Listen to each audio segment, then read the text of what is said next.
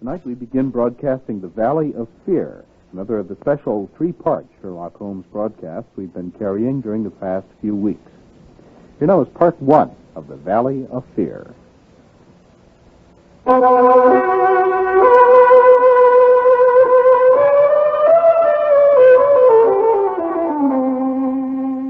It makes sense, Watson. There is danger, Douglas, now at Burlston House, Burlston. Inspector MacDonald here, sir. Come in, Mr. Mack. I fear this means that there is some mischief afoot. Great heavens. Why, Watson, that's the matter. That paper, those names. Just a little cipher Dr. Watson and I have been amusing ourselves with. What I came here to tell you was that Mr. Douglas of Billstone Manor House, Billstone, was murdered late last night. It was a grim coincidence. Watson's my name, Dr. Watson. Privileged to share the adventures of Sherlock Holmes. I'll tell you about the Valley of Fear, which began with Holmes being rather bad-mannered. You'll see what I mean in a moment.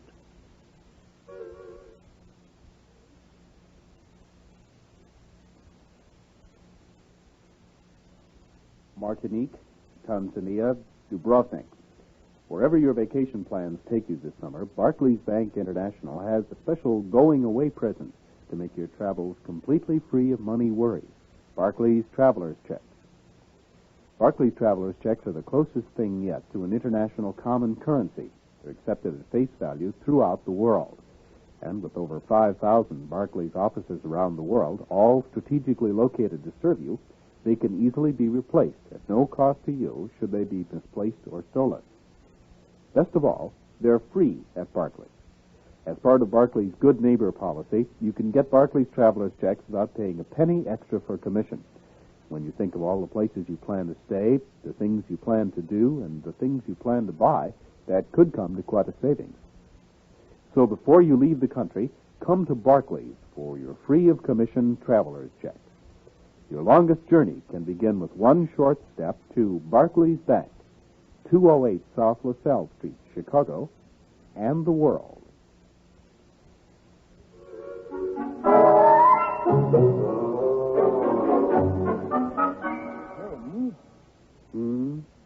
I'm inclined to think. I should do so, Watson. Well, I count myself one of the most long-suffering of mortals, But what, my dear Watson? well, dash it all, you're really too trying at times. You sit there, your breakfast untasted. It's Porlock's writing. There can be no doubt of it. The Greek E with a peculiar top flourish is distinctive. Then who is Porlock? Huh? Porlock? Oh, Porlock, Watson, is a nom de plume. A mere identification mark. Behind it lies a shifty and evasive personality. Then you've something in common, whoever he is. The point is taken. Porlock is an important man. What? Oh, not for himself, but for the great man with whom he's in touch. You heard me speak of Professor Moriarty. Heard of Moriarty? He must be about as famous among crooks as... He's the greatest schemer of all time, the controlling brain of the underworld. But look here, Holmes, you were talking about this chap Porlock. Oh, yes. The so-called Porlock is my link. And this letter of his? Something of the same kind, I don't doubt. If only we had the key to the cipher. Cipher? Let me have a look at the letter. There you are. Oh, thank you. Well, there's nothing but groups of figures and 2 or 3 names. There's not much use sending a cipher message to someone who hasn't the key, is it? 534C2. 13274 Douglas. 1726 Burlstone. 46 Burlstone. It's clearly a reference to the words in the page of some book. Well, then why hasn't he indicated what book it is? My dear Watson, your native shrewdness, that innate cunning which is the delight of your friends, would surely prevent you from enclosing both the message and its key in the same envelope. However, I shall be surprised if our second post of... Excuse me, gentlemen. Mrs. Hudson. The second post has just come, Mr. Holmes. A letter for you, sir. As I expected. Thank you, Mrs. Hudson. Thank you, sir. Nothing for you, Dr. Watson, sir. Oh, very well. Thank you. Thank you, gentlemen. Note the writing on this, Watson. The same. Yes, we're getting on. Oh, What's the matter? dear me. This is very disappointing. I trust Porlock won't come to any harm. Why, what's he say?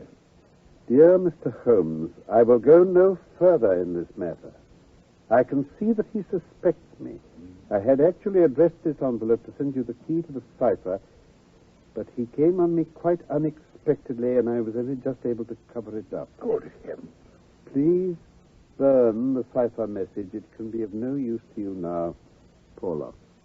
I presume the other was Moriarty. When any of that party talk about he, you know whom they mean.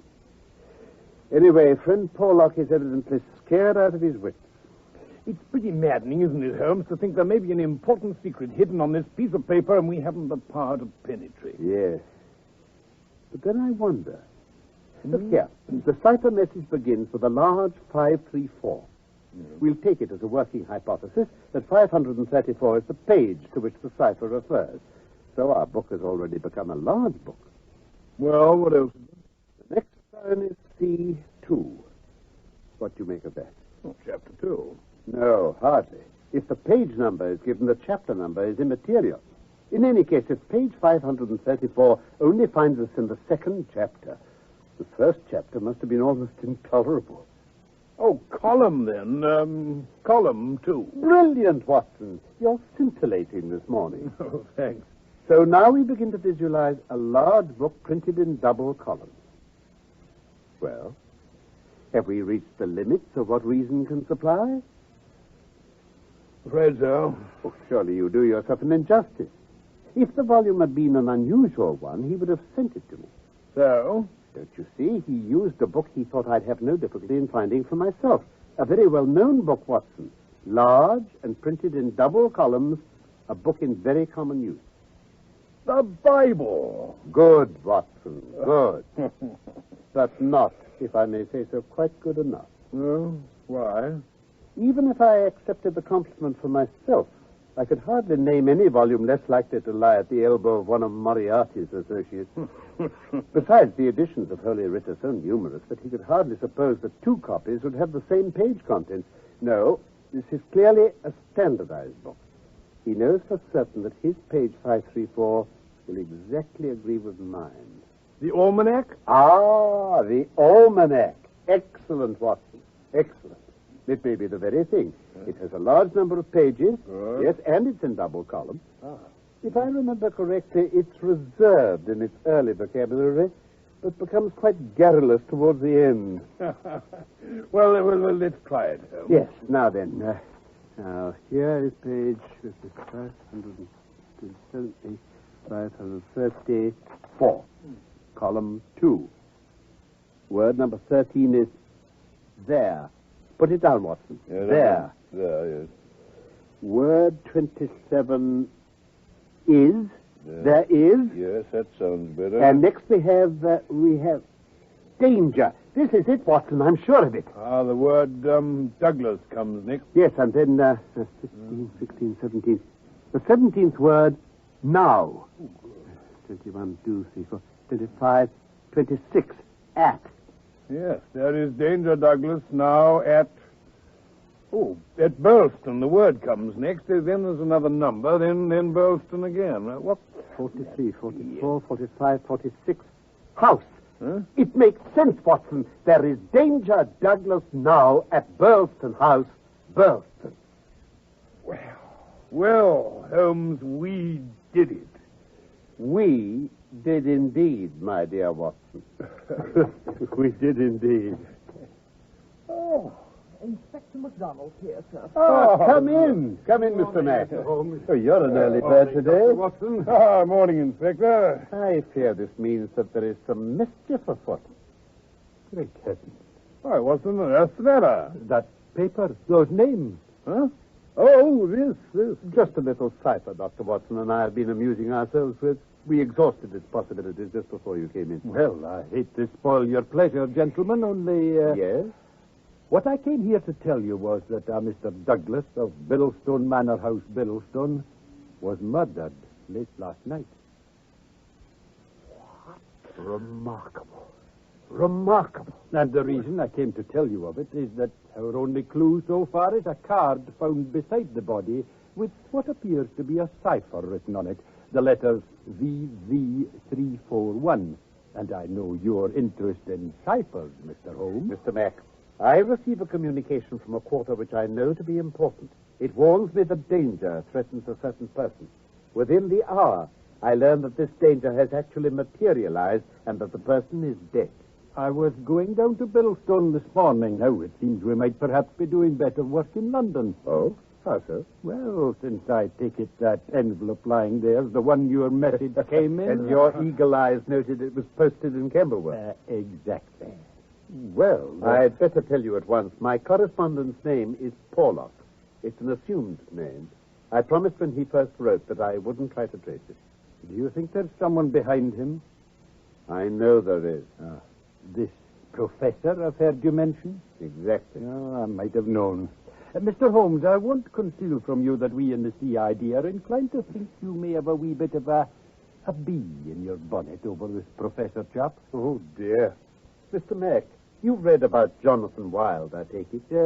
Yes. Yes, some sort of criminal in the old days. Everything comes in circles, Mr. Mack, even Professor Moriarty. Jonathan Wilde was the hidden force of the London criminals in the 1750s or thereabouts. Ah. He sold them his brains and his organization on a 15% commission. The old wheel turns and the same spoke comes up. Sometime when you've a year or two to spare, Mr. Mack, I commend to you the study of Professor Moriarty. Well, he'll keep in the meantime. What really counts is that remark of yours about some connection between the professor and this crime at Billstone. Moriarty rules his people with a rod of iron. There is only one punishment in his code. It is death. So we might suppose that this murdered man, this Douglas, had in some way betrayed the chief. Porlock would know he was about to be punished. Well, that's an idea. Or Moriarty may have been engaged to engineer it on the promise of a part of the spoils. Either is possible. Now, don't forget, it could be something entirely different. Whatever it may be, we must look for the solution down at Burlstone. Then let's be going. Oh, good Lord, it's later than I thought. Huh? You've got 5 minutes to get ready, gentlemen. It'll do. Watson, be good enough to ring for our boots. Right away. While I change out of this dressing gown. Mr. Mack. Aye? The temptation to form premature theories is the bane of our profession. So let's make a bargain about that from the start, shall we? No theories from me till I can support them with facts. Very well. A bargain, Mr. Holmes. Good. Now, I can only see two things for certain at present. A great brain in London and a dead man in Sussex. It's the chain between that we're going to trace. Oh, pass over that deer stalker. There's a good fellow. Watson and I don't get a trip into the country every day.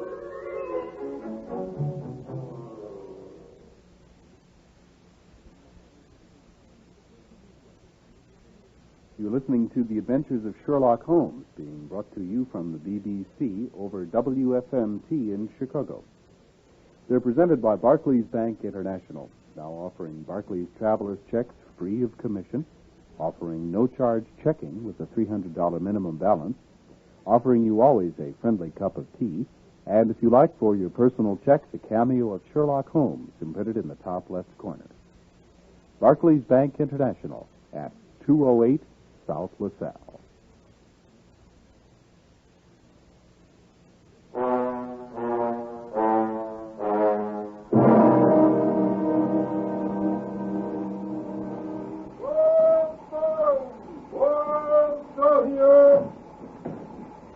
Pleased to see you again, Nathan.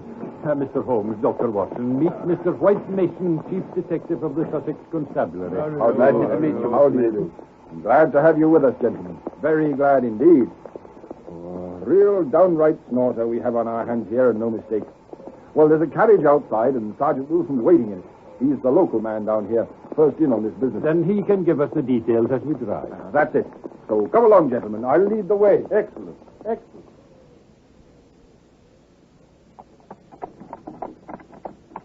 Well, gentlemen, it was 11:45 last evening. The first word reached me at my house. It was Mr. Barker come pealing like mad at the bell and told me there'd been a horrid murder at the manor. Mr. Barker? Who is he? Mr. Cecil James Barker, sir, of Hales Lodge, Hampstead, is the particulars I got. He's well known down here. Often comes down to stay at the manor with Mr. and Mrs. Douglas. Thank you, Sergeant Wilson. Pray go on. Yes, Mr. Holmes. Well, it was a little past 12 when I got there. The servants were all standing about in the hall. Proper shaken they looked. I see. Well, just then, Dr. Wood from the village arrived, and Mr. Barker led us into the room where the body lay. It was Mr. Douglas's study. You'll find it open straight into the hall, sir. Just a moment, Sergeant. When you say Mr. Barker led us into the room, to whom exactly does the us refer? Just me and Dr. Wood, sir. Oh, and Ames, the butler. Yes, he come in behind us and closed the door after him to stop the maid servant seeing. And what did you see, Sergeant? The deceased lay in the center of the room, sir. He was on his back with his arms and legs outstretched. He was wearing only a pink dressing gown with his night things under it. There were carpet slippers on his bare feet. His head had been nearly blown to pieces. Oh, what's the blood about, then? Oh, something shocking, sir. Any weapon? Yes, sir. There was a shotgun lying across his chest. The barrels had been sawn off short, and the triggers were wired together, so they'd go off together. The doctor said he'd have the lot straight in his face, close range. Nasty weapon. Then this job, sir, as you'll see. Well, while Dr. Wood went upstairs to see to Mrs. Douglas, I got me notebook out and asked Mr. Barker a few questions. I've got the notes with me here. Yes, this is it. Now, first of all, I asked him whether anything had been touched since the business was discovered. No, if anything has been touched since this business was discovered. Nothing has been touched in this room, Sergeant. You see it exactly as I found it. And when exactly was that, sir? It was just 11:30. How long from hearing the report before you entered the room? 30 seconds at the outside. 30 seconds. Poor Douglas was lying just as you see him. His bedroom candle was burning on the table. I see the lamp is burning now, sir. That was lit later, no doubt? The lamp? Yes. I lit that a few minutes after I came into the room. Did you see anyone, sir? No one. I heard Mrs. Douglas coming down the stairs, and I rushed out to prevent her from seeing this dreadful sight. Mrs. Allen, the housekeeper, came and took her away. The butler, Ames here, arrived, and we ran back into the room again together. I see. Ames came with you then? Yes, Constable. Sergeant, if you don't mind. And now, sir, this moat that runs right round the house here. Yes? Would the drawbridge across be up or down at the time? It was up until I lowered it myself to come and fetch you, Sergeant. I see. You're wondering how anyone could have got away from the house after shooting Mr. Douglas. Well, sir, Unless Mr. Douglas shot himself. Oh, no. That is out of the question. If you'll step over to this window. Yes, sir. Now have a look at this. When I pull back this curtain, you'll see the window is fully open. That is just how Ames and I found it. And here on the window ledge, a smear of blood and this mark. My guess is that's the mark made by the sole of someone's boot as he was getting out. Oh, I see what you mean, sir. Dropped down into the moat and waded across, you see. But you see, and I close the curtain again. The window is quite screened off. Now, can you tell me, sir, what time the drawbridge would have been raised for the night? Ames could tell you that. Ames? It was nearly 6 o'clock. If anyone come from outside, they must have got in across the bridge before 6 and hid somewhere till Mr. Douglas come into the room. The man was waiting for him in here. He shot Mr. Douglas, left the gun behind him, and got away through the window. That's how I read it, Sergeant. Very likely, sir. Very likely. Dr. Wood. How is she? Mrs. Douglas? Oh, she's bearing up remarkably well in the circumstances, I'd say. Oh. Hello, Sergeant. You found something? Yeah. This card, sir. Under the dead man's shoulder. You haven't spotted it? Why, no. I never noticed it at all. What's that written on it? VV341. Scribbled in ink. Nothing else. What on earth can that mean? Beyond me, for the moment, sir. Oh, by the way, Sergeant, this hammer on the rug here. Want me to examine it? Might just be a blood stain, you know. Yes, looks quite clean, though, to me. Better put it back on the rug where you found it, please, Doctor. I'll catch it if anything's got moved before the detectives get here. Oh, I'm sorry, Sergeant. I should have known better. I wonder what it was doing on the floor. Mr. Douglas was altering the pictures yesterday. That's the hammer he was using, that's all. I see. Well, perhaps I'll take a closer look over the body. No marks of violence, save for the head wounds. You never know, though. Right you are, Doctor. Now, I'd better take a good look round this room, too. Yes, but I'd have thought... What is it, Sergeant? Anything's marked, sir. Where? Here, under the curtain, marked in muddy boots. Joe, yes. Now, what time would these curtains be drawn last night? And? 4 o'clock, sir, when the lamps were lit. And that seems to bear out my theory, doesn't it? A burglar, perhaps. I say, never seen a mark like this before. Now, what have you found, Doctor? Here, on the forearm. Let me see. Well, sort of tattoo. A triangle inside a circle. Yes, sir. Many a time I've seen that mark when the master rolled his sleeves up to wash. He never told me what... Well, strike me. I do beg pardon, sir. Look, sir. The master's wedding ring. It's gone. Good Lord. You're sure about that, Mr. Haynes? No doubt at all, Sergeant. Always wore it. That ring with the rough nugget on it was a buddy. You're quite right, Ames. Just a minute now, just a minute. Did you say the nugget ring was always wore above the wedding ring? Always. Never changed. But that means the murderer, or whoever it was, took that nugget ring off him to steal the wedding ring.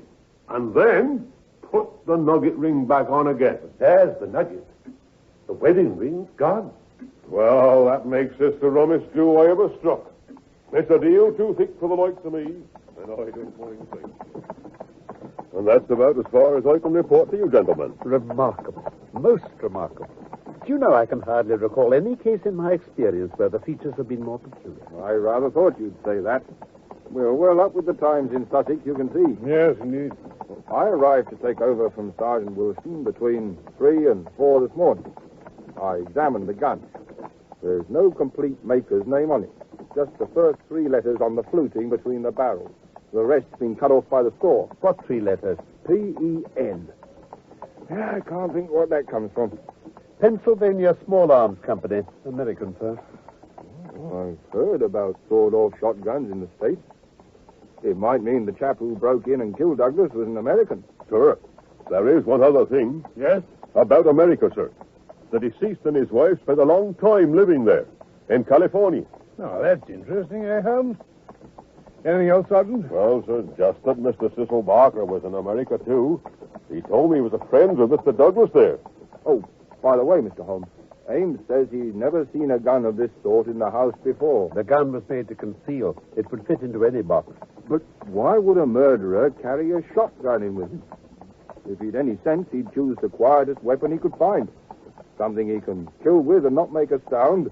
Be through the moat and well clear of the place hours before anyone finds what's happened. You're right there. Ah, I take it this is our destination. Yeah, this is Burlston Manor. I say, quite a place, eh? 17th century, most of it, they tell me. Uh-huh. That's our celebrated moat. Yes. Pretty muddy looking, isn't it? Well, the water brings down the clay. It's generally about this color. You know, a chap could have drowned in it, couldn't he? Never spot him under that. Not much likelihood of that. Oh, not more than a foot deep near the edges and 2 at the most in the middle. Well, then, here we are. Sergeant Wilson. Sir? You can take the carriage and get away home for some rest. Thank you, Mr. Mason, sir. My missus was wondering where I've got to since last night. All right, then. Out we get.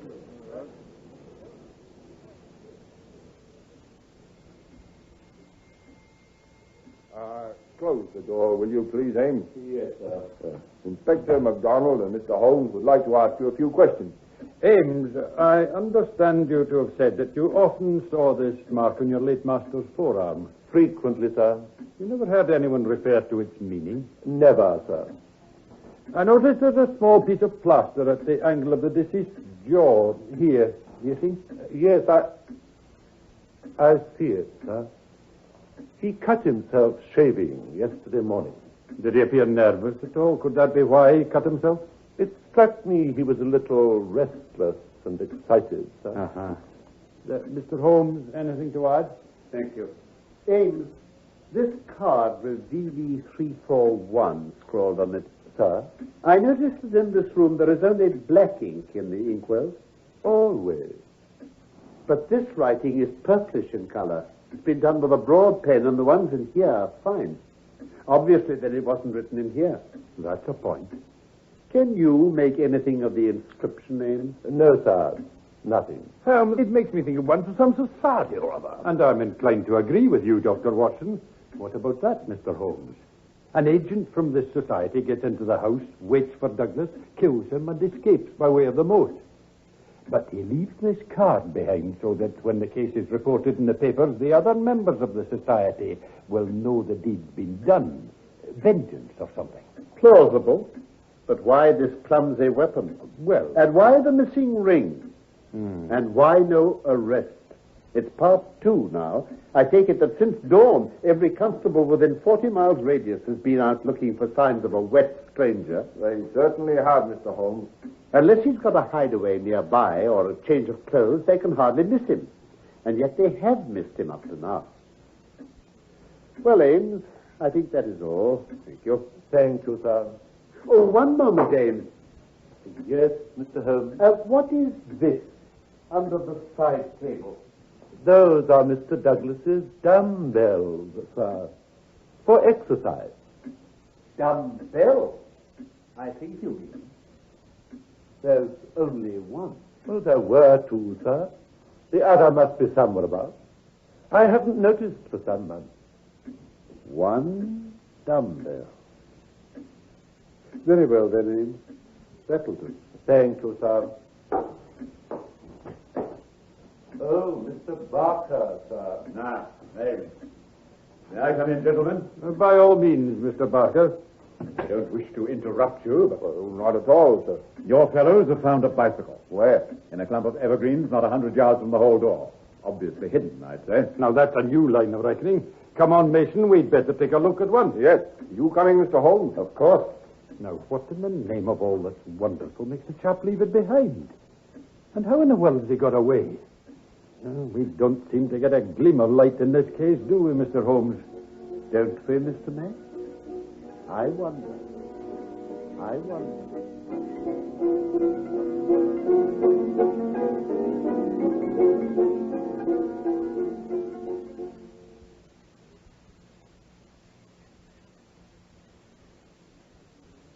You've traveled enough in your time to know that most travelers' checks are better than money because if they're lost or stolen, you can easily get them replaced. But you should also know there's one traveler's check that's better than all the others, Barclay's traveler's check, because there's usually a fee or service charge which must be paid when you purchase traveler's checks. But Barclay's traveler's checks cost you nothing extra, no fee, no service charge, no commission. And to a traveler like you, that could come to quite a savings. And you get Barclay's traveler's checks, of course, at the English bank with an American accent, Barclays Bank International. Like Barclay's traveler's checks, Barclays Bank is known and respected the world over. Barclays' new, full-service Chicago bank is only one of more than 5,000 Barclays offices around the world, dedicated to the financial freedom of people like you. So if you're planning a trip this summer, stop first at Barclays for your free-of-commission Barclays traveler's checks. Barclays is located at 208 South LaSalle Street. Barclays Bank, Chicago, and the world.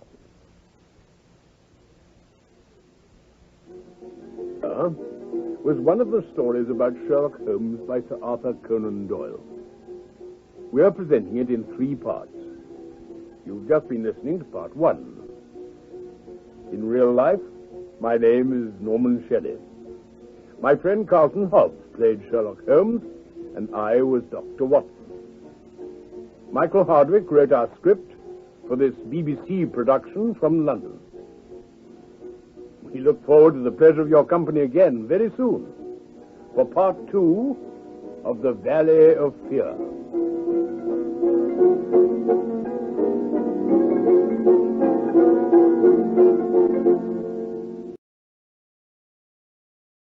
And now Barclays Bank International, now open at 208 South LaSalle Street in Chicago, the English bank with an American accent, presents on WFMT The Adventures of Sherlock Holmes.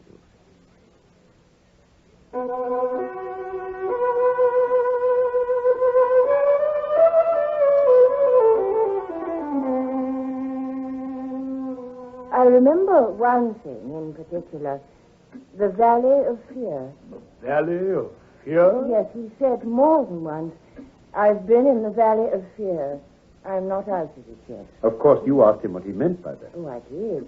He would only shake his head and tell me it was bad enough for one of us to have been in its shadow. He once said, "Please God, it will never fall upon you." Yet for the beautiful Mrs. Douglas, the shadow had fallen in the shape of murder. And it was still a mystery for my friend Holmes. My name is Watson, Dr. Watson, and it was my privilege to share the adventures of Sherlock Holmes. If I may summarize the case so far, I will then tell you what happened next in the Valley of Fear. I set down exactly what Holmes said in my notebooks.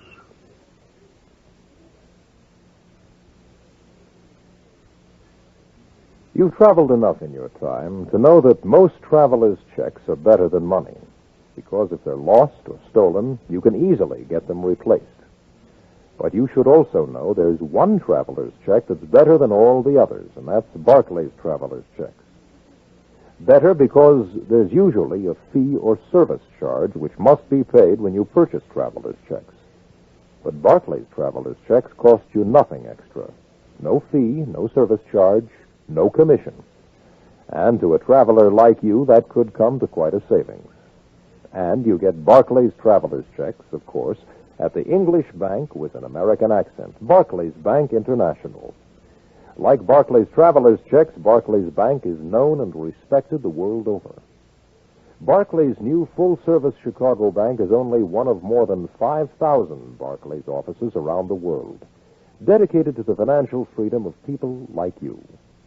So if you're planning a trip this summer, stop first at Barclays for your free-of-commission Barclays traveler's checks.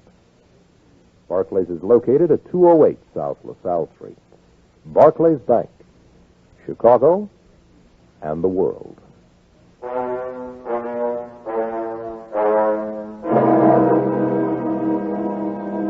dear Watson, I can hardly recall any case where the features have been more peculiar. My friend Sherlock Holmes said to me, downright baffling, I'd have said. Holmes had received a warning from an informer that danger threatened a man called Douglas at Burlston in Sussex.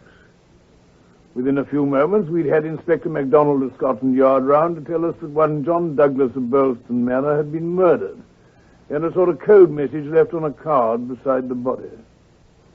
VV341, it had said. Just VV341.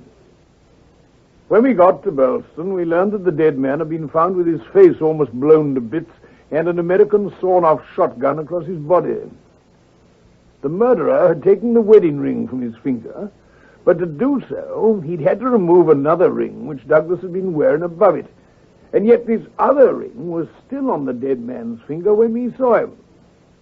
Well, there were other clues, a sort of brand mark on the dead man's arm. Oh, and Holmes seemed to be interested that one of a pair of dumbbells was missing from the room.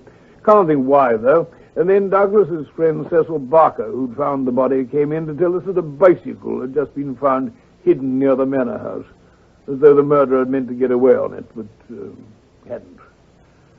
We had a look at it, but there was nothing to help us. Common enough make, nothing in the saddlebag.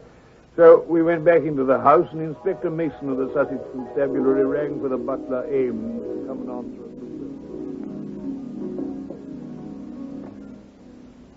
Oh, excuse me, gentlemen.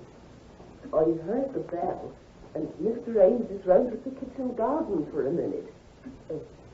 Can I do anything? Oh, this is Mrs. Allen, the housekeeper.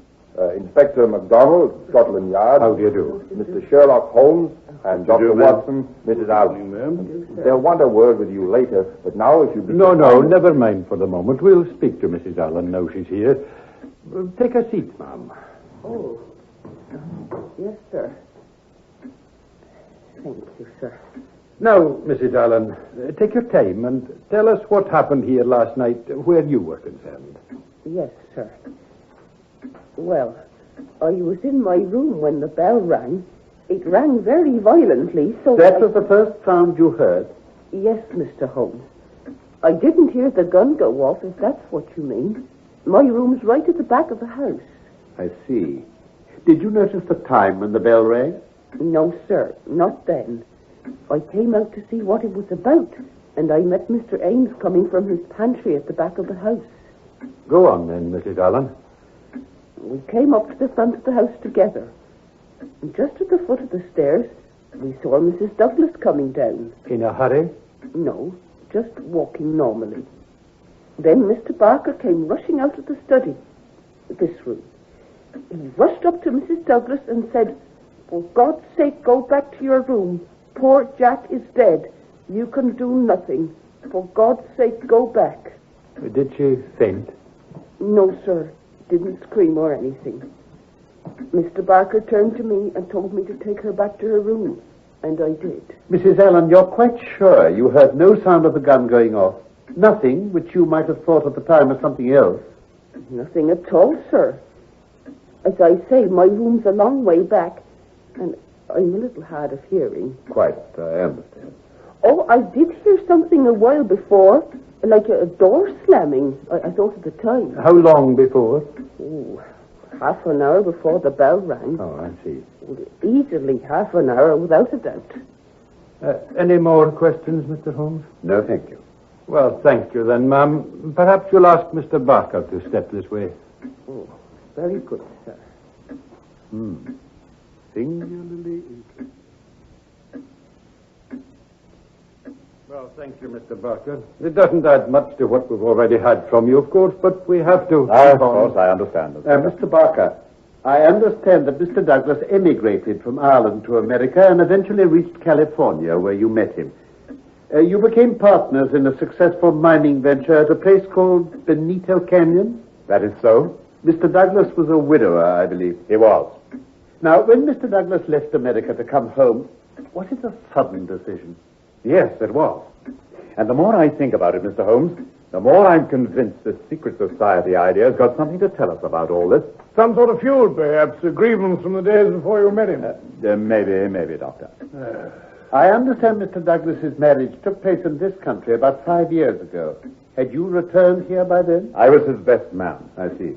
Did you know Mrs. Douglas before the marriage? No, I did not. But you've seen a good deal of her since. I've seen a good deal of him since. Mr. Barker, did Mr. Douglas entirely approve of your friendship with his wife? If you imagine there's any I connection... imagine nothing. We only want the facts. Some inquiries are offensive. They're not meant to be, sir. I must repeat my question. And I must refuse to answer. You can refuse to answer, but that might be taken as an answer in itself. Now, did Mr. Douglas approve your friendship with his wife? You can take it from me, gentlemen. No man ever had a more loving, faithful wife. And I can say no friend could be more loyal than I was. You're aware, sir, that the dead man's wedding ring has been taken from his finger. So it appears. Under the circumstances, wouldn't it appear to most people that there might be some link between the marriage and the murder? I cannot profess to say what it suggests. There is one more small point, Mr. Barker. When you entered the room last night, there was only a candle lighted on the table, was there not? That is so. You rang for help at once? Yes. And it arrived very speedily? Within a minute or so. And yet, according to Ames's statement to the police sergeant, when he arrived in the room, the candle was out, and the lamp had been lit.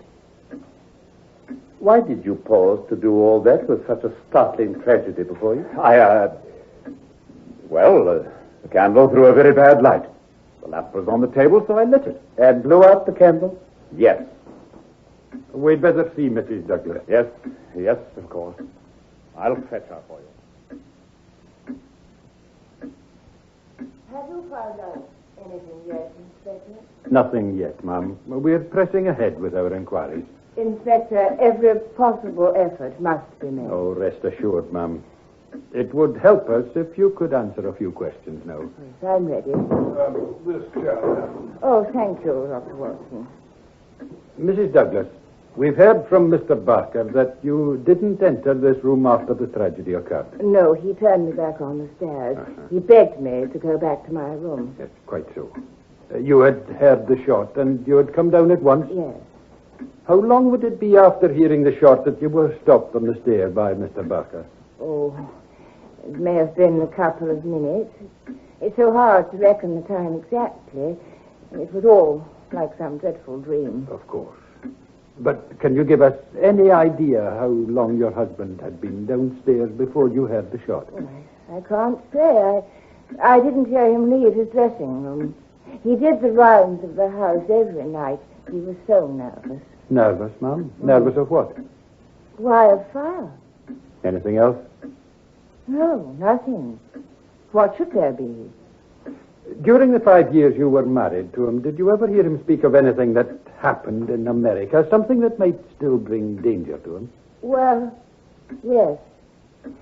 I've often thought there was something, something dangerous hanging over him. Mm. I asked him about it more than once, but he wouldn't tell me anything. But he knew I knew. How did you know, Mrs. Douglas? Oh, how does a woman know there's something on her husband's mind? Oh, I knew it by the way he wouldn't talk about parts of his life in America. I knew it by the way he'd look at unexpected strangers.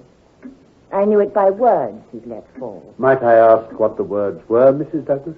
Well, I remember one thing in particular, the Valley of Fear. Valley of Fear? Yes, he said more than once, I've been in the Valley of Fear. I'm not out of it yet. Of course, you asked him what he meant by that. Oh, I did. He would only shake his head and tell me it was bad enough for one of us to have been in its shadow. He once said, please God, it shall never fall upon you. Nothing more? No, nothing more. Mrs. Douglas, no doubt you've heard about this strange business of your late husband's wedding ring. Oh, about its being taken from his finger? Yes. It's certainly a most extraordinary thing. Why, he couldn't even get it off himself. It was much too tight. Mm-hmm. It suggests nothing to you? No, nothing at all. Well, Mrs. Douglas, we won't detain you any longer. No doubt there'll be some other points later, but we can refer them to you as they arise. Oh, thank you, gentlemen. You have only to send for me. Lovely. Oh, thank you, Dr. Watson. I should like to see Ames again, Mr. Mack, if you don't mind. All right, Mr. Holmes. I'll ring. She's certainly a deuced lovely woman. Yes, and this fella Barker's been down here a good deal. He's a man who might be attractive to women. You rang, gentlemen? Yes, Ames. I'd like you to recall for me what Mr. Barker had on his feet last night when you joined him in here. After the crime, sir? That's right. Why, he had his bedroom slippers on, sir. I remember. I brought him his boots to go for the police. Where are the slippers now, do you know? Under the chair in the hall, Mr. Holmes. Saw them just a while ago. But, sir... It's important for us to know which marks may have been made by Mr. Barker's feet and which are from someone else's. Oh, I see, sir. I may say, sir, that I noticed Mr. Barker's slippers were stained with blood. So were mine when I looked at them later. That's natural enough, considering the condition of the room. Oh, by the way, where is Mr. Barker now? He's out in the garden, sir. Well, then, to save bothering him, perhaps you just bring those slippers in here before you go. Certainly, sir. What's all this about, Holmes? Have you got an idea? We must leave no possible clue unsifted, my dear Watson. Here you are, sir. Ah, thank you, Ames. That will be all. We'll replace the slippers ourselves. Very good, sir.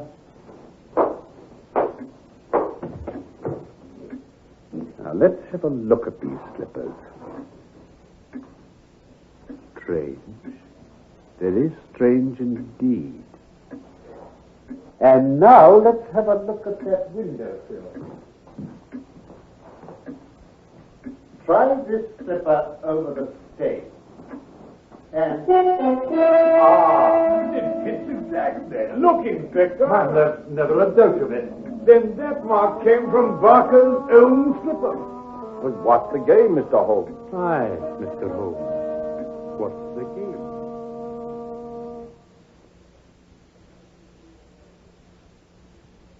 You're listening to The Adventures of Sherlock Holmes, being brought to you from the BBC over WFMT in Chicago. Presented by Barclays Bank International, now offering Barclays traveler's checks free of commission, offering no charge checking with a $300 minimum balance, offering you always a friendly cup of tea, and if you like, for your personal checks, a cameo of Sherlock Holmes imprinted in the top left corner. Barclays Bank International at 208 South LaSalle.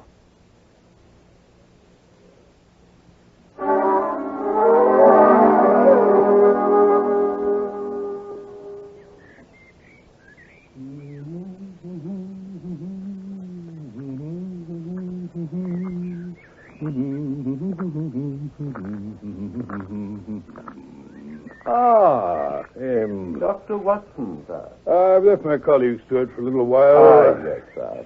I thought I'd take a turn around the garden, if it is the garden I'm heading for. That's right, sir. Keep along this hedge till just down there. Down? There, where that tree is. I see. There's a break in the hedge there, straight into the garden. Ah, splendid. Thank you, Ames. Very good, sir.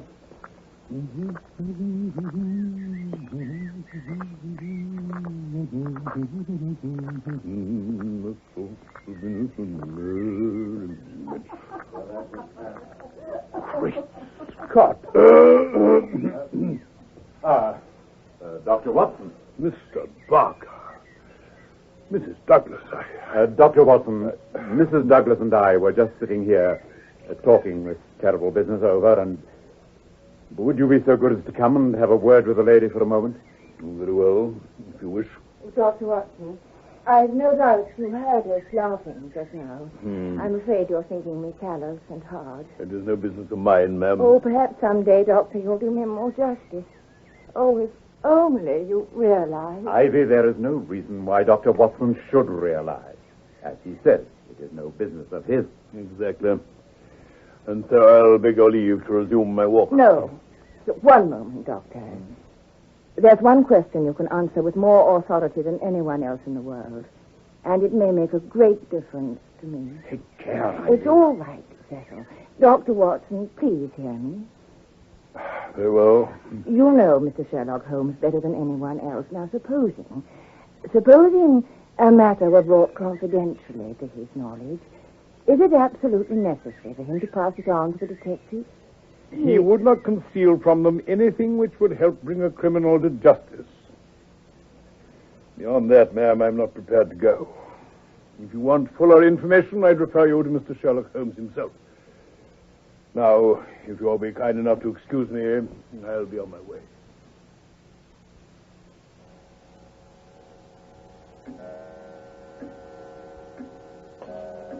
No, Watson. I want none of their confidences. No, I thought you wouldn't. You acted quite correctly. No confidences. They could prove mighty awkward if it comes to an arrest for conspiracy and murder. You think it's going to come to that, Holmes? My dear Watson, when I have exterminated this fourth egg, I will be ready to put you in touch with the whole situation. But you've fathomed it already? Oh, I don't say we've fathomed it exactly. Far from it. But when we've traced that missing dumbbell... Missing dumbbell? One dumbbell, Watson. Consider an athlete with one dumbbell.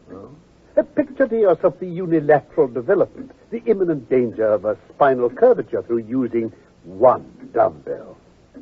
Shocking. Now then, for a nice, quiet pipe. Well, what's it all about then, Holmes? A lie, Watson. What? Barker's whole story is a great big thumping, obtrusive, uncompromising lie. But it's corroborated by Mrs. Douglas. Therefore, they're both lying. And they're in a conspiracy to lie. According to the story we've been given, the murderer had less than a minute after he'd committed the crime to take that tight-fitting ring from Douglas's finger. And that meant taking the top ring off first and putting it back again. He had to do all that and get clean out of it before Barker came in. I say it was impossible. That's pretty tall order, isn't it? Impossible. Now, about the candle. Yeah. With all the other things he had to do, would the murderer also blow out the candle and light the lamp before leaving? No, hardly. Hardly, indeed. Barker is lying when he says he lit the lamp after he'd found the body. It was lit already. Well, I say then, Holmes, you're matching that slipper of his with the bloodstain on the windowsill. It makes things pretty dark against him, doesn't it? Well, that bloodstain was put there deliberately as a false clue. Oh. But to continue, we now have to ask ourselves what time the murder really did take place. Yes. By 11:15, all the servants were in their rooms except Ames. Well, he was in the pantry, or so he says. We'll accept that for the moment. Ames says he heard no sound. Yes. We'll accept that also. The pantry's a long way back, and there are several doors between it and his room, but the housekeeper's room isn't so far. I've been down to see it, and there's no reason for not hearing the 2 barrels of a shotgun fired here in the study from there. Yes, but she's rather deaf, though, and she told us. Even so, she also told us she remembered hearing a sound like a door slamming half an hour before the alarm was given. Mm-hmm. That would be 11:15. There's no doubt in my mind that it was the actual shot she heard, and that was the time it was fired. 11:15. I don't quite follow, Holmes. Both Barker and Mrs. Douglas admit they heard the shot. Now, if it was half an hour before Barker gave the alarm, what were they doing all the time, assuming they aren't the actual murderers? Exactly. What were they doing? Now, I'm hanged if I can give them the benefit of the doubt. What innocent woman would sit there laughing like I saw her and heard her a few hours after her husband had been murdered? No, it was badly stage managed, Watson. If there had been nothing else, this would have been enough to suggest conspiracy to my mind. Then you say, Holmes, that Barker and Mrs. Douglas are definitely the murderers. If you put it that Mrs. Douglas and Barker know the truth about the murder and are conspiring to conceal it, then I'm in full agreement. But just for the mental exercise, let's suppose that there was a guilty secret, a really shameful secret of some kind in this man Douglas's life. This leads to his murder by someone from outside, an avenger, perhaps. All right. So this avenger murders him. Before he gets away, Barker and Mrs. Douglas reach the room. The murderer convinces them that any attempt to arrest him will lead to the publication of some hideous scandal. They let him go. They may even have lowered the drawbridge for him to escape by and then raised it again. Yes. Well, now, after the murderer has gone, they realize that they placed themselves in a position where it may be difficult to prove that they were not the murderers. So they go to work quickly and rather clumsily to cover up. They mark the windowsill with Barker's blood-stained slipper to indicate how the murderer is supposed to have escaped. Yeah. Then Mrs. Douglas creeps back to her room. Barker stays downstairs and raises the alarm half an hour after the gun was actually fired. Now, Watson, how will that suit you? Very good, Holmes. Very good indeed. Yes. The only thing to do after building up such an elaborate supposition, of course, is to prove it. How in heaven's name can you do that? Well, I think an evening alone in the study will help me. Evening alone? Now, why on earth... I've already arranged it with the estimable Ames. I shall sit in the study and see if its atmosphere brings me inspiration. Oh, my dear Holmes.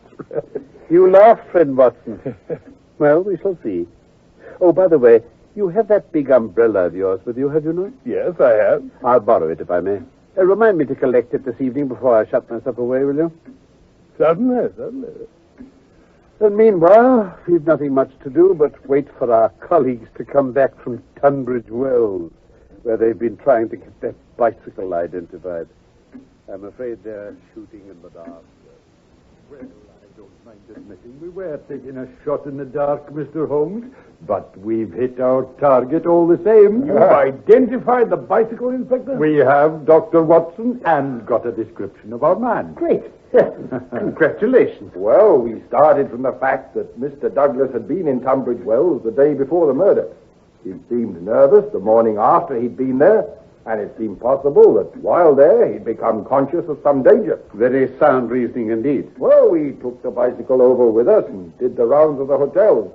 It was identified at once. Yes, by the manager of the Eagle Commercial. Said it belonged to a man named Hargrave who'd taken a room there 2 days before. The landlord had no doubt the chap was an American. Well, you've done some really solid work, while I've just been sitting here spinning theories with my friend. That's just it, Mr. Holmes. Practical measures are what get the result. Yes, they may fit in with your theories, Holmes. That may be. But let's hear the end. How about his description, Mr. Mack? Oh, I've got it here, such as it is. As usual, nobody seems to have taken much notice of him. About 5'9" in height, age about 50, hair slightly grizzled, greyish moustache, curved nose. A rather forbidding sort of face, they reckoned. He'd been seen to wear a heavy grey suit with a reefer jacket. He had a short overcoat, yellowish, and a soft cap. What about the shotgun? No one saw that. It could have fitted in his valise or under his overcoat quite easily. Well, Mr. Mack, how do you think this bears on the general case? Well, I reckon he may have cycled over here that morning, maybe hung about keeping an eye on the house, hoping Mr. Douglas would come out. You see, Mr. Holmes, I reckon he'd intended using that shotgun outside the house, not indoors. Oh, no one would think twice about a sporting gun going off in these parts. very good indeed, Mr. Mack. Watson? Splendid idea. Obvious, come to think of it. Well, Mr. Douglas didn't appear. What was Hargrave to do next? He left his bicycle and approached the house at twilight. The drawbridge was down and nobody about. He took a chance and slipped across and into the first room he came to. No one saw him. All right so far? Capital. Pray go on. He got in behind the curtains and waited there till 11:15 when Mr. Douglas came in. He shot him and got clear. He thought the bicycle might be identified, so he left it and made straight off to London or some other place where he'd got a safe hiding place. Very good and clear. So far as it goes. Eh? How do you mean? My version has a different ending, I'm afraid. Oh, it has it? Well, let's hear it then. Remember our bargain, Mr. Mack. No theories until I have the facts to support. Oh, but not surely... yet, Mr. Mack. I intend to go ahead with a little investigation of my own tonight. It's just possible it may contribute something to our common cause. Want us to help? Anything to get us on a bit further. No, thank you. My wants are simple. Darkness and Dr. Watson's umbrella. What's that? I don't know what you're talking about, Mr. Holmes. Do you, Dr. Watson? I haven't the faintest idea. No? Well, there's not much to it, really. Just a few lines of thought leading back to one basic question. And what's that, then? Why should an athletic man develop his frame with so unnatural an instrument as a single dumbbell? Oh, really? Well, perhaps I shall find out tonight. Perhaps I shall.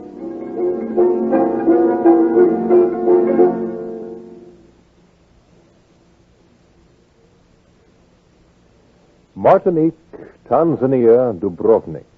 Wherever your vacation plans take you this summer, Barclays Bank International has a special going-away present to make your travels completely free of money worries. Barclays Traveler's Checks. Barclays Traveler's Checks are the closest thing yet to an international common currency, accepted at face value throughout the world.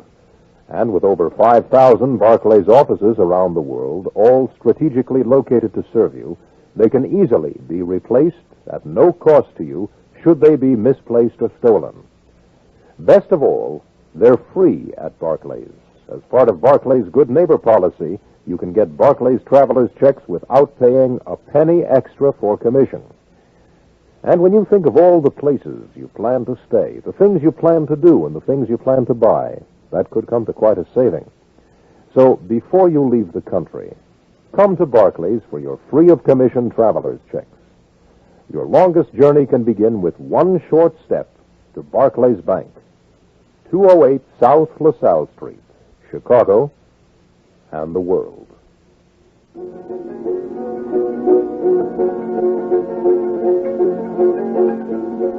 The Valley of Fear was one of the... And now Barclays Bank International, open at 208 South LaSalle Street in Chicago. The English bank with an American accent now presents on WFMT The Adventures of Sherlock Holmes. Tonight we conclude our three-part presentation of The Valley of Fear.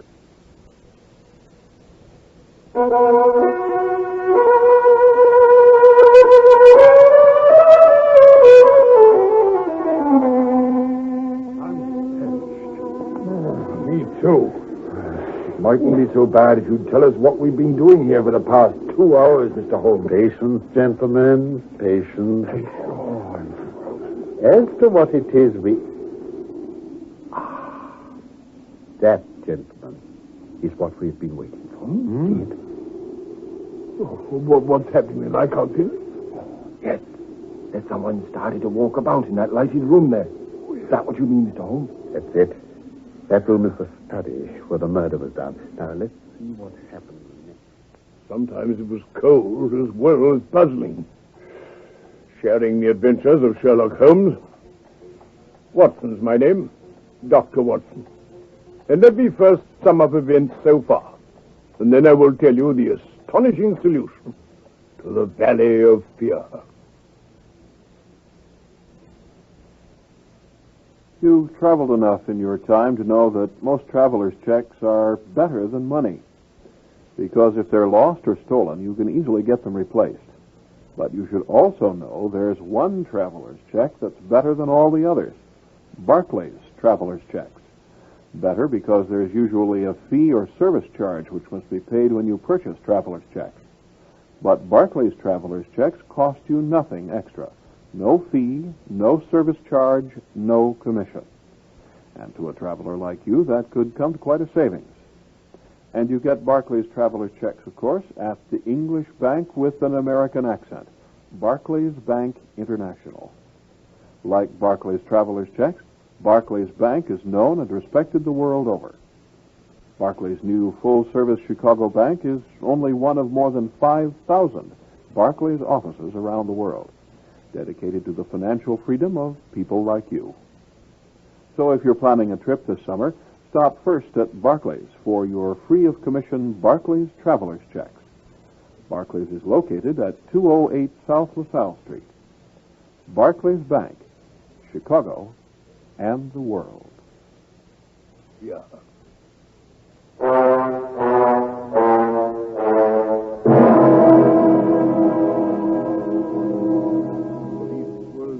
As I was over the murder at Burleston Manor in Sussex. A code message, VV341, beside the corpse. His wedding ring taken. But the ring he'd been wearing above it carefully replaced by the murderer.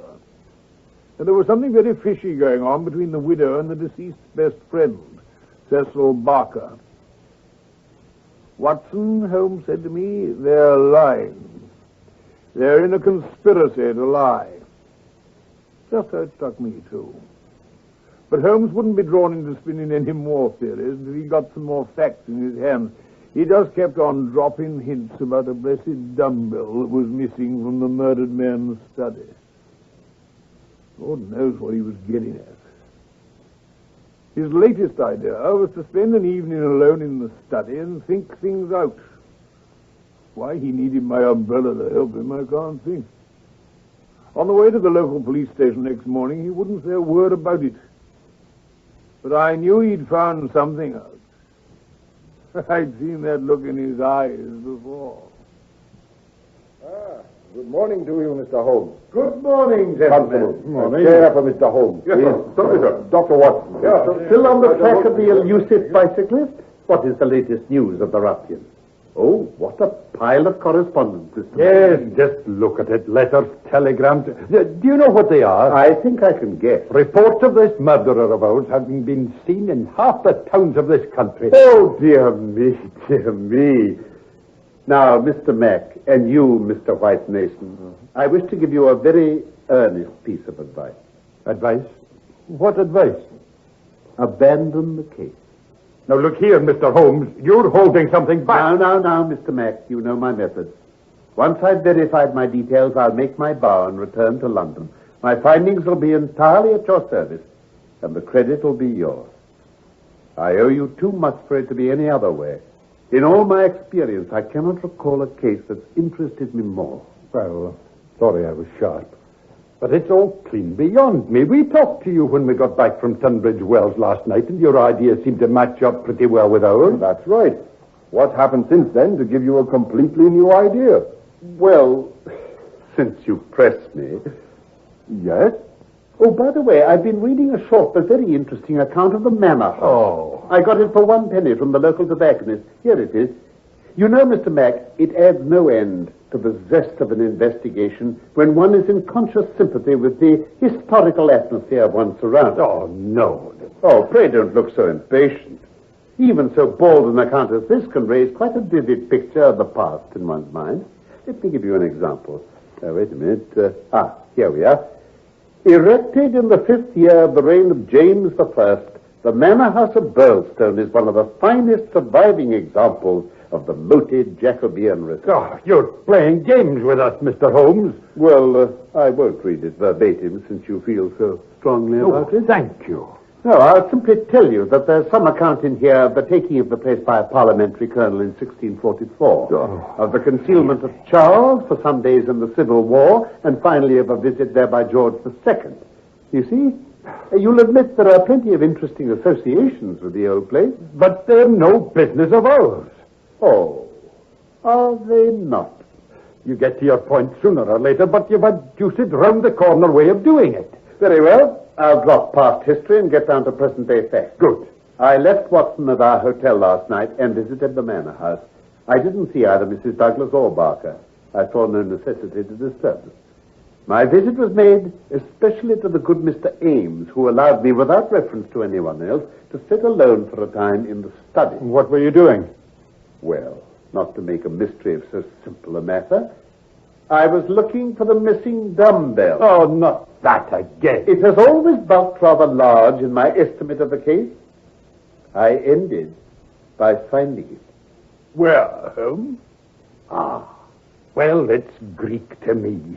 We're bound to take you on your own terms, we know that, but when it comes to telling us to abandon the case... Well, at least don't trouble to trace the mysterious gentleman whose bicycle got left behind. It won't help you. And what do you suggest, then? I suggest you take a nice, cheery, country walk. What? The views over the wheels are quite remarkable. No doubt you could get lunch at some suitable hostelry, though my ignorance of this part of the world prevents me from recommending Look one. here. Then in the evening, tired but happy... Man, this is getting past a joke.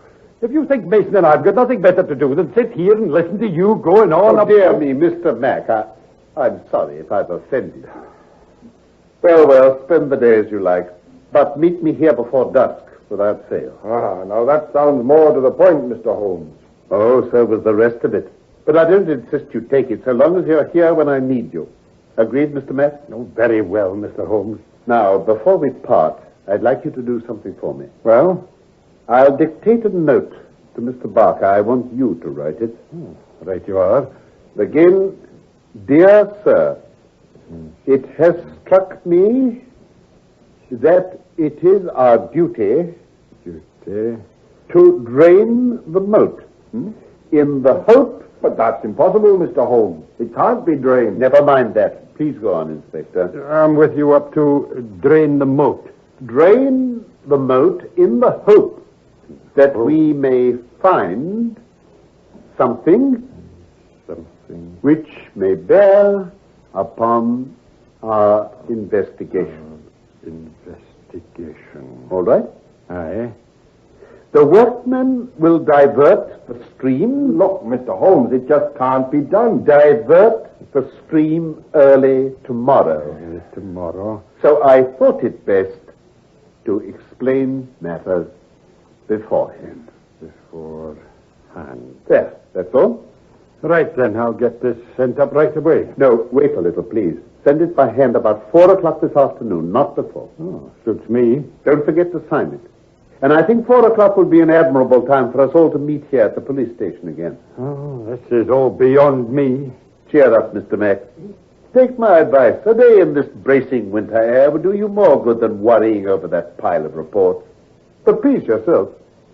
Come along, Watson. Game for a brisk walk? Like nothing better. Splendid. Then we'll see you here at 4 o'clock, gentlemen. Now, gentlemen, it's a chill evening, and I don't know how long our expedition's going to last. You'd better wear your warmest things. And what expedition may this be, Mr. Holmes? I'll ask you all to go with me now to the outer bounds of the Manor House Park. There's a gap in the railings where we can get through to the shrubbery, nearly opposite the main door on the drawbridge. That's where I'm afraid we must spend a good deal of this exceptionally chilly evening. All ready, then? Yes. Oh, I suppose so. Very well, then. Let us be on our way.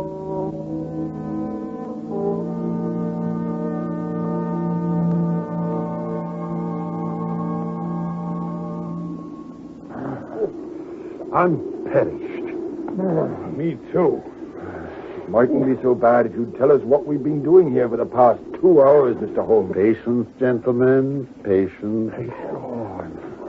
As to what it is that, gentlemen, is what we've been waiting for. See it? What's happening? I can't tell. Yes. There's someone started to walk about in that lighted room there. Is that what you mean, Mr. Holmes? That's it.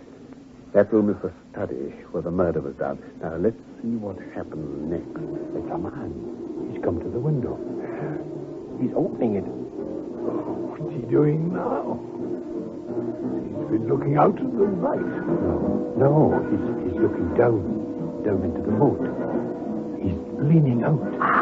Now, quiet, please. Listen carefully.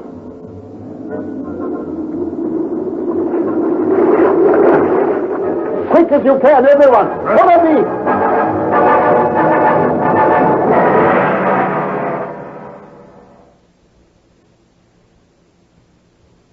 You're listening to The Adventures of Sherlock Holmes, being brought to you from the BBC over WFMT in Chicago, presented by Barclays Bank International, now offering Barclays traveler's checks free of commission, offering no-charge checking with a $300 minimum balance, offering you always a friendly cup of tea, and if you like, for your personal checks, a cameo of Sherlock Holmes imprinted in the top left corner. Barclays Bank International at 208 South LaSalle.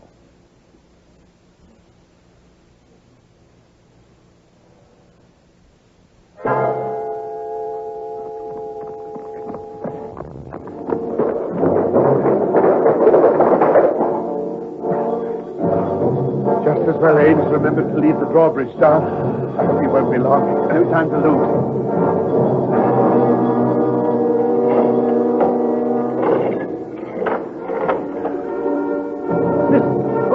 Sir, out of the way. Come on.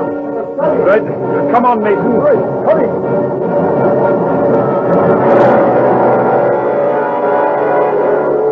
Good evening, Mr. Barker. Holmes! What the devil's going on? Sorry to burst in like this, but we came to find something in a hurry.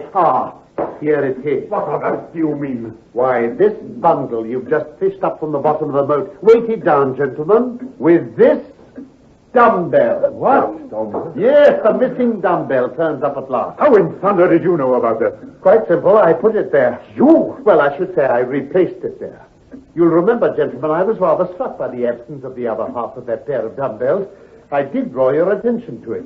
There were so many other things on your mind, you had hardly the time to consider it. But how did you... When water is near and a weight is missing, Mr. Mason, it's not too far-fetched to wonder if something has been sunk in the water. The idea was worth testing at any rate. So, with the help of Ames, who admitted me to this room, and the crook of Dr. Watson's umbrella, I was able to fish up this bundle last night and inspect it. Well, I'm wrong. Of course, it was most important to be able to prove who had sunk it there in the first place. We accomplished this by the very simple device of announcing that the moat would be drained tomorrow, so that whoever he was would have to act under cover of darkness tonight to get it out before it was found. Very clever indeed. It's a pity you didn't know we couldn't have drained the moat if we tried, Mr. Barker. What? Well, what's in the bundle then, Holmes? I'll show you. Now, first, the dumbbell. We shan't need that. Now, here we have a pair of boots. Note the toe cap, distinctly American. And this knife in its sheath. Nasty-looking object, isn't it? Certainly is. And finally, this clothing. A complete set, in fact. Socks, underclothes, grey tweed suit, commonplace enough. But this overcoat, this yellow overcoat. Now, this is full of suggestive touches. Hello. What's that in the lining? Oh, nothing in the lining, Mr. Mack. It's just a special pocket, long enough to accommodate that sawn-off fowling piece we're already familiar with. Devil it is. And look, here at the neck is the tailor's tab. Neil Outfitter, Vermissa, USA. Vermissa. The Vermissa Valley, if I'm not mistaken. Now, what was it on that visiting card beside the body? VV341. VV. Vermissa Valley? I wonder. But I'm forgetting you, Mr. Barker. I mustn't stand in the way of your explanation. Is that so? Well, all I have to say is that if there is any secret here, it isn't my secret. If that's the line you want to take, it'll be my duty. You can do your damn well, please. Don't say another word, Cecil, please. Ivy! No, please keep out of this. Please leave it to me. No, Cecil, you've done enough. Whatever's going to come of it, you've done enough. Enough and more than enough. Mrs. Douglas, I think the moment has come for me to urge you to take the police into your confidence. Oh, Mr. Holmes. Perhaps I am at fault myself for not taking up the hint you passed through my friend Dr. Watson. Or you might have come forward then. The fact is, I had every reason to believe you were directly concerned in the crime. Now, I'm sure this is not so. Just a moment, Mr. Holmes. You must... Still, Mrs. Douglas, there remains a good deal that is unexplained in this case. I would strongly recommend that we should hear it in his own words from Mr. Douglas.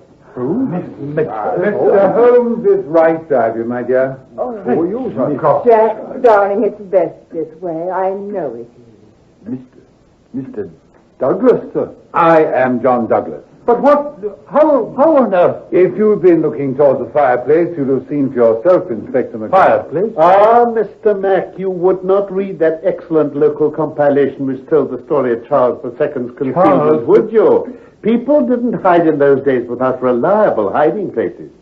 I had persuaded myself we should find Mr. Douglas under this very roof. So you let us waste our time searching for something Not one instant was wasted, my dear Mr. Mack. I did not form my views of this case completely till last night. They could not be put to the proof until this evening, so I invited you and your colleague to take a day off.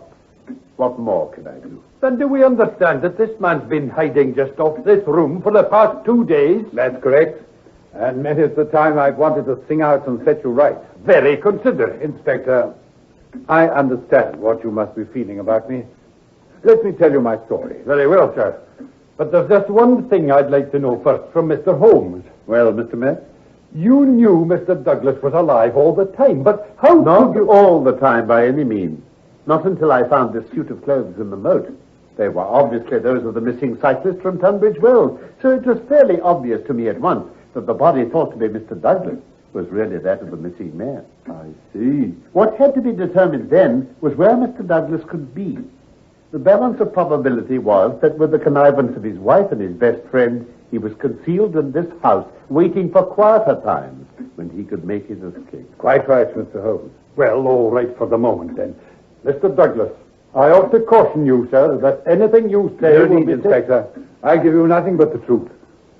Well, to begin at the beginning, there are some men who've good cause to hate me. Oh, that's the way they see it. It goes back to my days in America.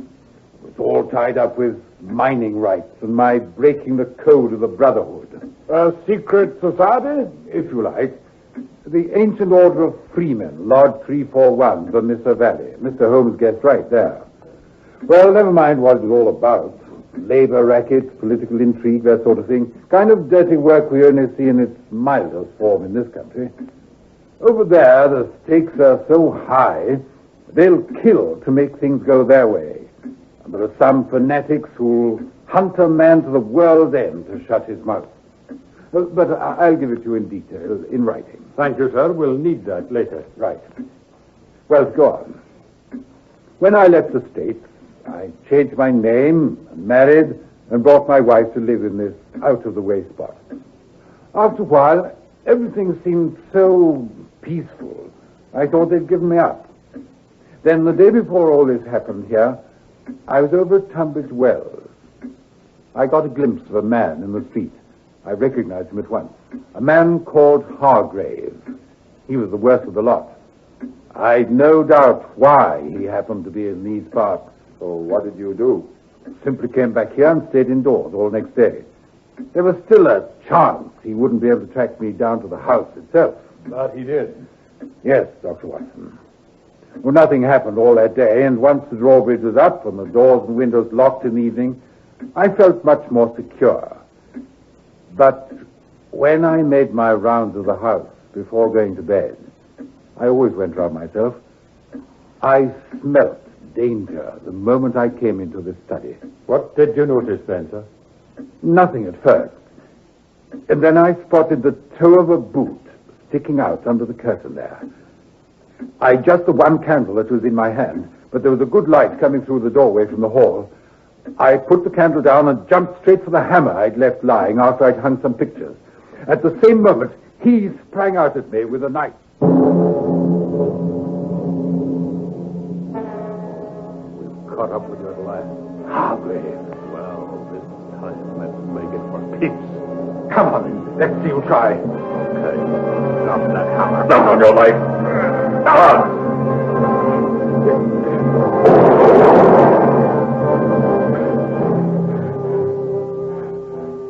Oh, God.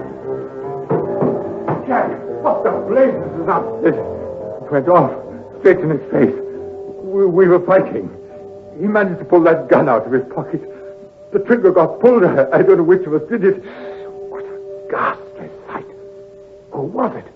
One of them from America. I knew they'd catch up with me sooner or later. Jack? Lord! Ivy! No, Ivy! No, don't come in. For heaven's sake, stay outside. Well, what is it, Jack? Listen, dear. I want you to do what I say. A man's been shot dead. It's a terrible sight. He'd broken in here. I promise I'll come and tell you about it as soon as I can. But I'm quite all right. Now go back upstairs, please. And not a word to a soul till I've been up to see you. Oh, very well. But come soon. Yes, I will.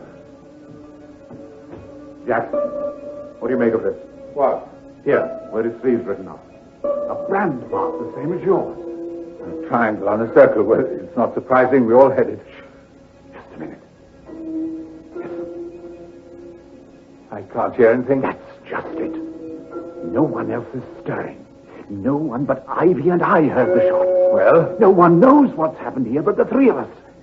Jack, we've got to work quickly. Oh, for heaven's sake, what are you talking about? Don't you see? The fellow's face is unrecognizable. He's about your height and build. He's got the same brand mark on his arm. Off you go upstairs. Get some of your night clothes and a dressing gown. But don't argue. Hurry. And don't let anyone see you.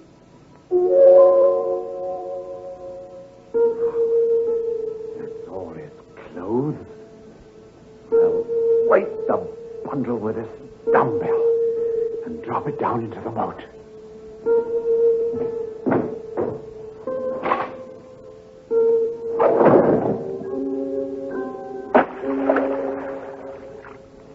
There. Where's that card he had in his pocket? The CV341 thing? Ah, it's here. We'd better put it under the body. 10 to 1, the idea is for it to get mentioned in the newspaper reports, so they have proof their man did his job. Right. There. rings.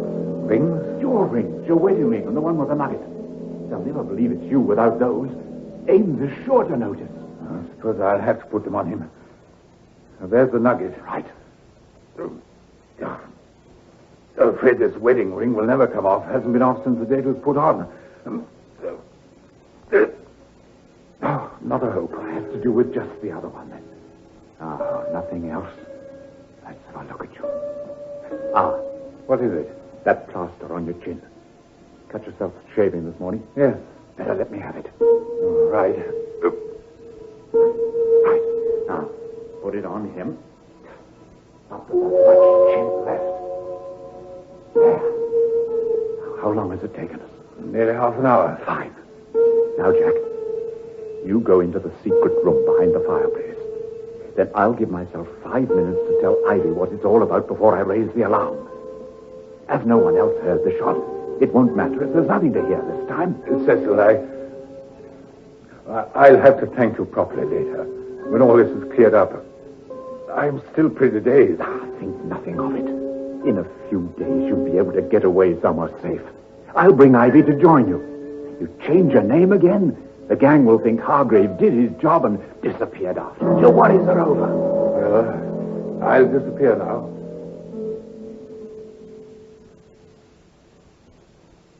Well, that's how it was, Inspector. I see.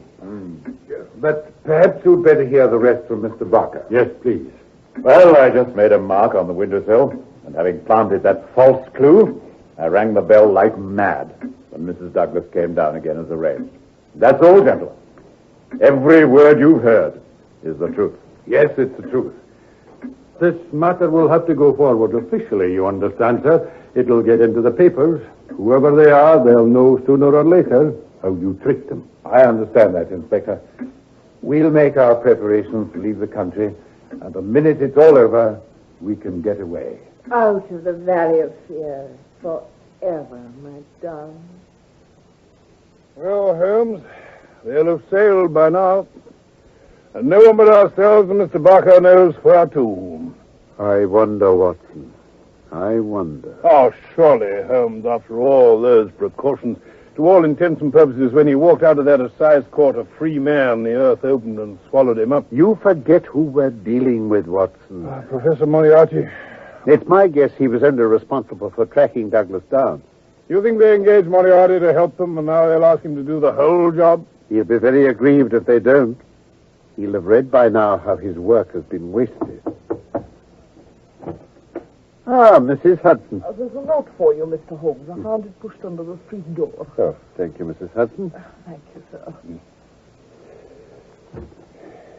Now, what have we here? Written with a J pen on expensive paper in a cultivated but disguised hand. Oh. Who's it from? What is it? There's no signature. He doesn't need one. It simply says, Dear me, Mr. Holmes. Dear me. Moriarty? Exactly. Can't you make any move against him? On what grounds? With what proof? Then must he always have the opening gambit while you follow a move behind? That's it, Watson. But I shall beat him in the end. Never doubt that. There have been devils like Moriarty loose in the world since long before our time. And there always will be. And someone's always got the better of them, sooner or later. Always been a Sherlock Holmes about, eh? And a Dr. Watson. Complete, of course, with the vital umbrella. Now, come along, my dear Watson. Pass me my splendid area. And you light up your flight.